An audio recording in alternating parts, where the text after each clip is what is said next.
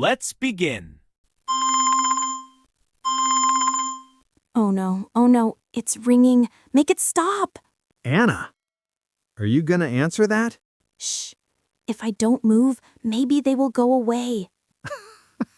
It's just a phone call, Anna. It's not a bomb. It feels like a bomb. I hate talking on the phone in English. It's my nightmare. Hello, everyone, and welcome back to Podcast by MrB. Today, clearly, we need to talk about telephone English. Or how not to have a heart attack when the phone rings. Exactly. Anna, why is it so scary? You speak English with me every day.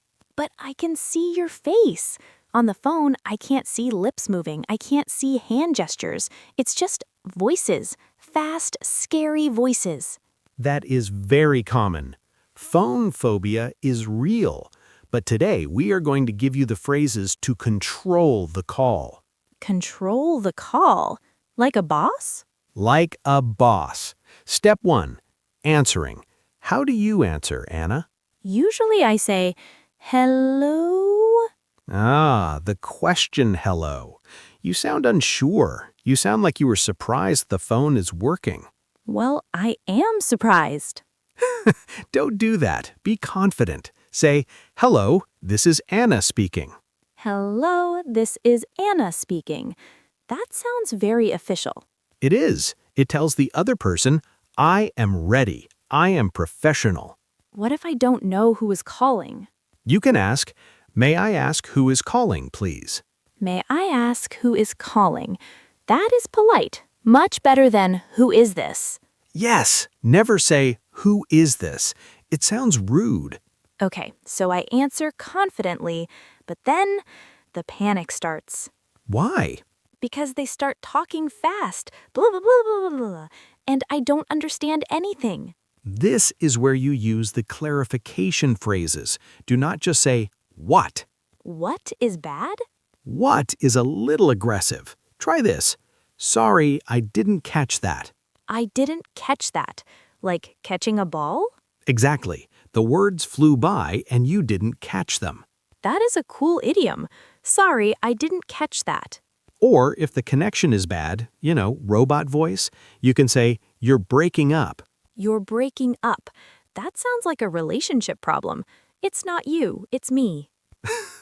In this context, it means the signal is bad. You're breaking up. Could you say that again? Okay, that buys me some time. But what if I need to write something down? Ah, the hold on phrase.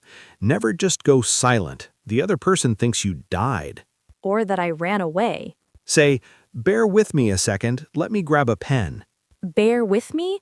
Is there a bear? No bear. B-E-A-R. It means please be patient. English is weird. Bear with me. Okay. Now the biggest nightmare. Spelling. Oh, I hate spelling. Did you say B as in boy or D as in dog? Or P as in pterodactyl. Pterodactyl starts with a P? It does. Don't use that one. So how do I check the spelling? Use the read back technique. Say, let me read that back to you, just to be sure. Let me read that back. Smart. Then they correct me if I'm wrong. Exactly. It puts the responsibility on them. Okay, I'm feeling a little better. But what if they ask me something difficult? Like what? Like, can you explain the quantum physics of this project? Do you work in a physics lab? No, I work in a bakery. But maybe they want quantum cookies. If you don't know the answer or you need time to think, use the callback strategy. What is that? Say, let me check on that and call you right back. Ooh, I like that. It gives me time to panic in private. Exactly. You hang up, you breathe, you Google the answer, you drink some water, then you call back when you're ready. Let me check on that and call you right back.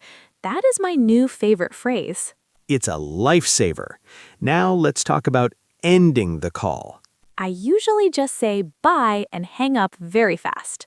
A little abrupt. Try to signal the end. How do I do that? Say, well, thanks for calling, Mr. B. Well? The word well signals the end? Yes, it's a transition word. Well, I won't keep you any longer. I won't keep you any longer. That is polite. It sounds like I am respecting their time. But really, you just want to escape. Exactly. And finally, have a great day. Simple, classic. So, are you ready to try it? No, but let's do it anyway. Ring, ring. Hello, this is Anna speaking. Hi, Anna. This is Mr. B from the bank. I need to verify your transaction of $1 million. 1 million? Sorry, I didn't catch that. You're breaking up. I said, did you spend $1 million on cat food? Oh, bear with me a second. Let me check my records. Take your time. Whispering. Do I have $1 million? No. Do I have a cat? No. Anna, are you there? Yes. Let me read that back. You said $1 million on cat food? Correct. I'm afraid that wasn't me.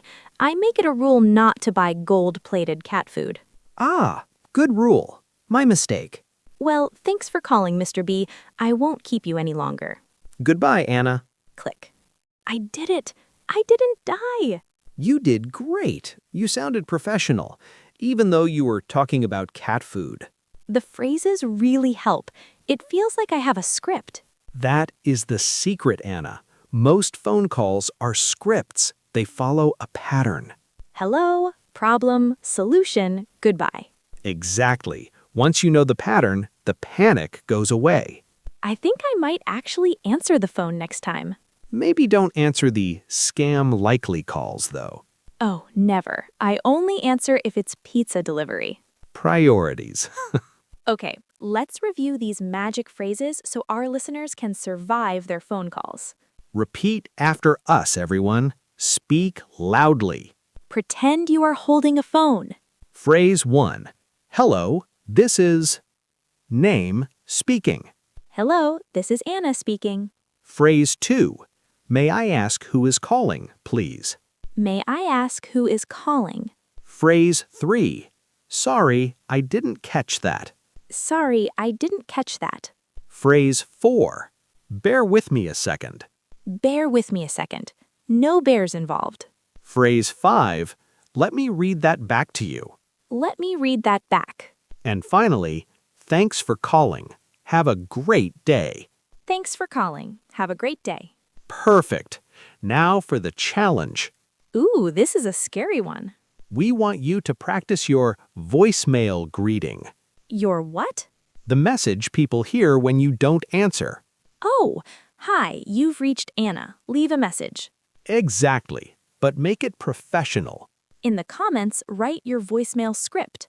We'll read the best ones, and maybe we will call you. No, don't call them. They will panic. Just kidding. So what's next on the podcast? Next time, we're talking about something I really need. How to stop translating in your head. Oh, the brain switch. That is the holy grail of learning. Yes, because right now, I hear English, I translate it to my language, I think of an answer, I translate it back. It's exhausting. And it makes you slow. Next episode, I will teach you the one trick to stop translating and start thinking in English directly. Like a native speaker? Exactly. No more buffering, no more robot pauses. That sounds like magic. I need that magic. It's not magic, it's a method, and we'll practice it together. I can't wait. Thank you for listening, everyone. Don't fear the phone. You got this. Bye.